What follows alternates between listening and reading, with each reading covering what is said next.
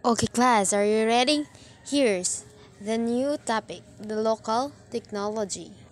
And we are now in Bohol, the province of Bohol. The first is the Poso or Gripo, this local technology that is present up until now.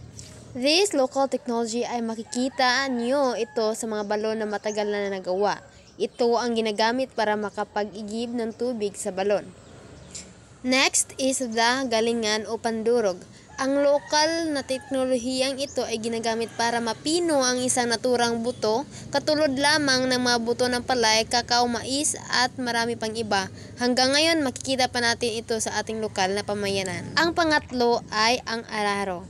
Ang lokal na teknolohiyang ito ay ginagamit sa pagsasaka noon. Ginagamit ito sa pamamagitan sa paglagay nito sa likod ng kalabaw. Ito ang naturang teknolohiya na hanggang ngayon ay ginagamit pa ng ibang tao. Ngunit ito'y napalitan ng traktor upang mapadali ang pagsasaka. Ang pang-apat ay ang sudlay sa pagsasaka. Ito ang lokal na teknolohiya ay ginagamit kasama ang tinatawag na araro. Kaparis ito sa pagsasaka, ginagamit ito para mapantay ang level ng lupain na sasakahin.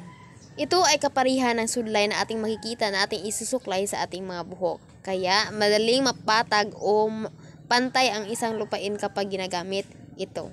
Ang panglima ay ang lusong at ang alho. Ito ay lokal na teknolohiya na makikita sa ating pamayanan hanggang ngayon. Ginagamit ito para sa mga buto ng palay upang maging bigas at ginagamit rin ito sa mga saging at kakao upang mapino ang mga naturang pagkain. Hindi pwedeng isa lang ang meron ka.